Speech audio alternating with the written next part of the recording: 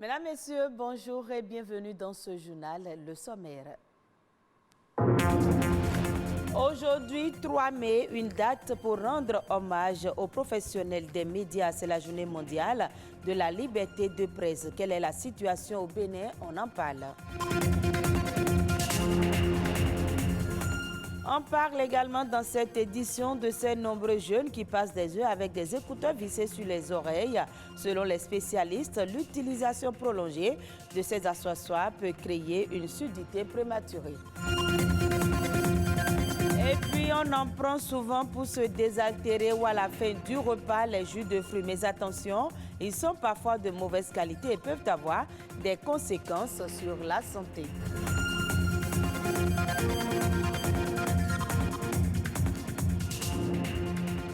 Merci de votre fidélité. Aujourd'hui, 3 mai, date cruciale pour les journalistes.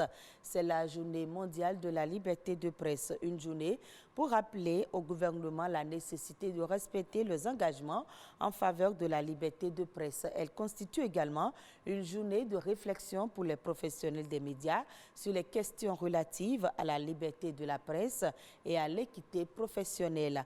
Que pensent les professionnels des médias de la liberté de presse au Bénin? Quelques-uns se prononcent au micro de Patrick Adjagbojo. Pour ma part, je fais partie de ceux qui pensent que la presse n'est pas libre totalement. Il ne suffit pas de dire que je ne suis pas libre, mais tu n'es pas libre. Mais qu'est-ce que tu fais pour avoir ta liberté? La loi limite déjà la liberté de presse. L'article 3 de la HAC dit déjà que la liberté de presse est limitée par, et il y a un certain nombre de contingences. Nous sommes limités par des questions économiques. La presse béninoise n'est pas viable économiquement. Nos entreprises de presse sont des entreprises commerciales. Donc à partir de cet instant, on ne peut pas parler de liberté parce que nous avons une obligation commerciale. Et ça, c'est un défaut de la loi.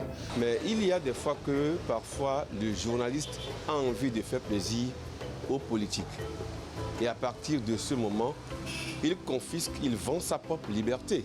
D'ailleurs, la liberté n'est pas une donnée figée, une donnée acquise. Elle se conquiert. À la limite, je vais même dire, nous sommes beaucoup plus libres que d'autres. On n'a peut-être pas les grands moyens qu'ils ont pour pouvoir impacter beaucoup plus. Les difficultés que la presse béninoise a aujourd'hui dans le travail quotidien, c'est de trouver des personnes de ressources. Elles n'existent pas. Les gens ne veulent pas parler. Et donc, vous êtes dans un schéma où vous êtes obligé d'aller quémander des personnes de ressources pour intervenir chez vous. C'est pas aussi facile pour un journaliste d'aller vers un directeur, d'aller vers un chef de service pour demander une certaine information, pour pouvoir prendre un papier. On a appris qu'il y a un tel dossier dans tel ministère. On veut bien comprendre. Mais vous allez, il y a un mur qui s'érige devant vous. C'est vrai qu'on dit on est libre, mais dans l'exercice réel du métier, cette liberté, elle est limitée. Même si il y a un certain mur, il y a certains obstacles sur le chemin, mais il faut foncer. Il ne faut pas se décourager. Le journal doit être d'un apport pour le public. Une loi est votée, le journal doit entrer en possession de la loi et la décrypter. Une décision est prise, un phénomène apparaît, une situation naît. C'est ça que les journalistes doivent être en mesure de clarifier, de décrypter, de donner la parole, mais également de tirer les conséquences, les conclusions qui doivent résister dans le temps.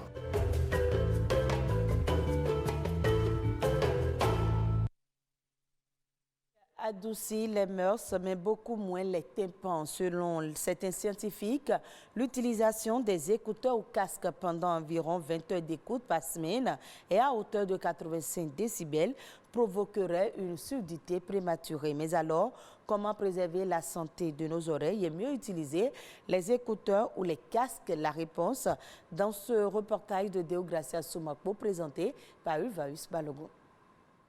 Avec l'apparition des téléphones portables, ordinateurs et autres, l'utilisation des écouteurs, casques audio et oreillettes est devenue aujourd'hui une habitude. À moto, en voiture, au service ou à la maison, ces accessoires sont utilisés soit pour communiquer, travailler, écouter de la musique ou visionner un film n'importe où, n'importe quand sans perturber son entourage. Mais son utilisation abusive peut créer un étourdissement chez l'utilisateur. J'ai assisté à une scène. J'étais dans mon véhicule et il y a un véhicule devant moi. Et un monsieur est sur sa moto et a placé sa casse. Brusquement, l'autre était en train de klaxonner. Brusquement, il s'est retrouvé sur la pare-brise de celui qui est devant moi. On est venu, il était en musique 100%, le volume était très haut. Sans le savoir donc, l'utilisateur s'expose à de nombreux risques. La première chose que les gens commencent à percevoir souvent, c'est des acouphènes. C'est des bourdonnements d'oreilles, c'est des bruits que vous et moi on n'entend pas, mais lui il a l'impression qu'il entend un bruit à l'intérieur de son oreille. La gêne aussi peut se manifester par des maux de tête. Les gens qui ont souvent mal à la tête. La gêne aussi peut aussi se traduire par des conséquences sur le plan cardiovasculaire. Mais il faut savoir que aussi l'usage de l'écouteur, chez certaines personnes, ça peut provoquer une allergie. Il y a des gens qui peuvent réagir aux constituants de l'écouteur. Il y a des gens qui font des eczémas du conduit. Ensuite, il faut savoir que aussi en fonction du mode de fabrication de l'écouteur et de la façon dont on le met dans l'oreille, parfois ces écouteurs peuvent enfoncer les déchets dans les oreilles. Autant de facteurs face auxquels l'Organisation mondiale de la santé déconseille d'utiliser des écouteurs ou un casque plus d'1 heure par jour à 85 décibels, soit le niveau sonore d'un cri humain. Lorsque le temps d'exposition est lent, lorsque le niveau sonore est élevé, ça peut aller jusqu'à une surdité chez certaines personnes. On sait qu'en général, avec l'âge, nous tous progressivement, notre audition va baisser. Mais de plus en plus, chez les 15 à 45 ans, on commence à avoir des problèmes de surdité qu'on voit à un âge beaucoup plus avancé. Et on pense que c'est l'exposition au bruit et particulièrement l'usage de ces écouteurs qui aggrave ce problème. Pour éviter d'en arriver là, quelques gestes simples sont conseillés. Modérer le volume et la durée de l'écoute de la musique, s'offrir des temps de pause auditive au cours de la journée et varier les modes d'écoute en alternant entre écouteurs, casques Bluetooth, enceintes nomades ou directement avec la sortie audio de l'ordinateur. On parle toujours santé. Le jus de fruits accompagne très souvent les repas pour faciliter la digestion. Dans la plupart des cas, certains consommateurs ignorent que sa qualité peut parfois être douteuse. Un jus de fruits mal fait constitue un danger pour l'organisme. Il faut alors savoir faire la différence et pouvoir identifier le jus de fruits sain pour l'organisme. Edgar Degueno est agronome et nous en parle. Sur de la qualité des jus de fruits que nous consommons, il y a plusieurs paramètres que l'on prend en considération et ce n'est pas évident pour un consommateur de pouvoir les identifier facilement. Je peux déjà dire au commun donc des consommateurs pour dire qu'il faut pouvoir faire la différence entre les nectars de fruits et les jus de fruits. Quand on parle de jus de fruits, c'est des produits qui sont extraits directement de fruits, tels que l'ananas par exemple, ou bien l'orange, ou bien le citron. On peut extraire directement le jus. Mais les nectars, les industriels généralement dans la grande distribution partent donc de la purée de fruits ou bien de la pulpe auquel ils ajoutent de l'eau suffisamment, du sucre, des arômes pour pouvoir augmenter largement donc leur marge bénéficiaire. Donc il faut pouvoir faire cette distinction-là et surtout ceux qui demandent à acheter des jus beaucoup moins chers sur le marché, ce n'est pas des jus qu'ils consomment, mais c'est plutôt des nectars qui sont rallongés qu'ils consomment. Dans les procédés donc, de conservation, au-delà donc de la transformation, il faut prendre des dispositions pour quand même que le jus soit conservé pour une durée plus ou moins longue. Et il y a ce que nous appelons les additifs alimentaires. Dans la catégorie des additifs, il y a plus d'une centaine d'additifs alimentaires qui sont utilisés dans le monde entier. Et pendant les centaines-là, il y a à peine une quinzaine qui sont réputés ou bien qui sont reconnus non nocifs pour la santé. Mais en absence donc de contrôle sur le marché, les gens utilisent un peu de tout.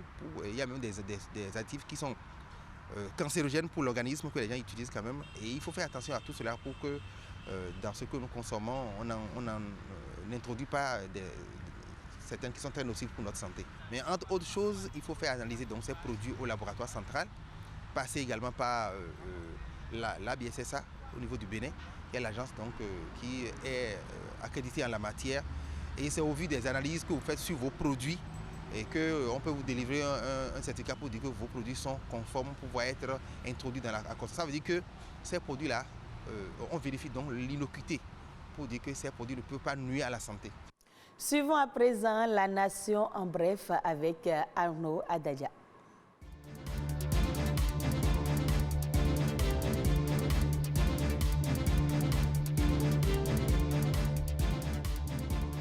Ce lundi 22 mai, les fidèles musulmans du Bénin ont honoré le rendez-vous de l'Aïd el-Fitr, à l'instar de leurs frères du monde entier. Pendant 30 jours faits de jeûne et de méditation, ils sont restés proches des préceptes du Coran et espèrent enfin la miséricorde d'Allah, Dieu miséricordieux. Ici, à la plage de Fidjrosset, ils sont venus très nombreux à la dernière prière qui rend le jeûne musulman. La ville d'Aplahoue a abrité la cérémonie du lancement de la campagne agricole, placée sous le signe de nouveaux défis pour le secteur agricole.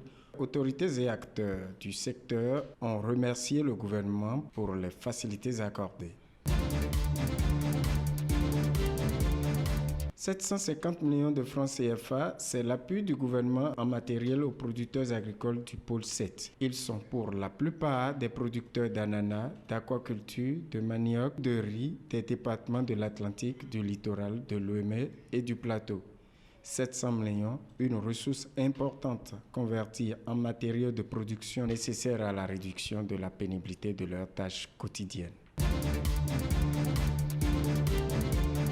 150 peintres béninois ont été dotés de nouvelles capacités techniques en termes d'application de nouvelles gammes de peinture. Ces peintres venus de l'Atlantique et du littoral ont reçu du représentant du ministre de la Formation professionnelle le message d'assurance que ces acquis vont être reversés à leurs apprentis et valorisés dans leurs prochaines réalisations professionnelles.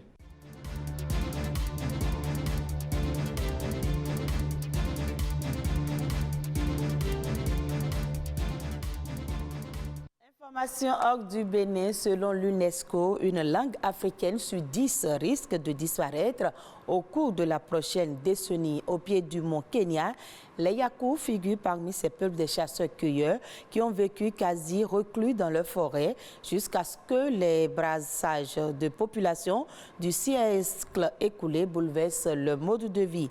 Assimilés par les Maasai, ils ont peu à peu perdu leur langue. Aujourd'hui, ils luttent pour la faire renaître, en particulier une femme, Juliana Kajeni, qui tente de sauvegarder le Yakounté grâce aux nouvelles technologies. Ces enfants apprennent le Yakounté, une langue éteinte depuis 2010 selon l'UNESCO. Leur professeur fait partie des 3 personnes sur la planète qui la parlent encore couramment. Je suis désormais le pilier de cette langue. Cela signifie que je dois lui être dévouée, que je dois tout sacrifier sans même me reposer une journée. Car si quelque chose m'arrive et que je n'ai pas fait ces efforts, la langue mourra. Ses ancêtres parlaient le Yakounté jusque dans les années 1940. Mais la tribu Maasai est venue vivre sur leur terre. À force de mariage, la langue et la culture des Yakou a petit à petit disparu. Aujourd'hui, Juliana et les siens tentent de les faire revivre. Juliana s'est intéressée au Yakounté quand elle était enfant. C'est son grand-père qui lui a appris. Il est la dernière personne dont c'est la langue maternelle.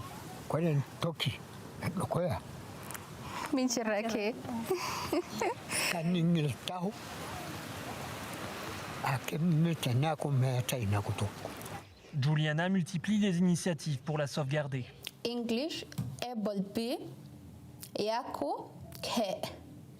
Cette ONG l'aide à enregistrer un dictionnaire audio qui sera ensuite transformé en application d'apprentissage. Grâce à la technologie, nous pouvons désormais lier du son, de l'image et du texte. C'est un vrai avantage. L'application devrait être prête en décembre 2022. Juliana espère que grâce à elle et aux cours pour enfants, de prochaines générations de Kenyans parleront de nouveau le Yakounté. Et voilà qui vient mettre un thème à ce journal à revoir sur le www.ortb.bj. Merci à vous de nous avoir suivis.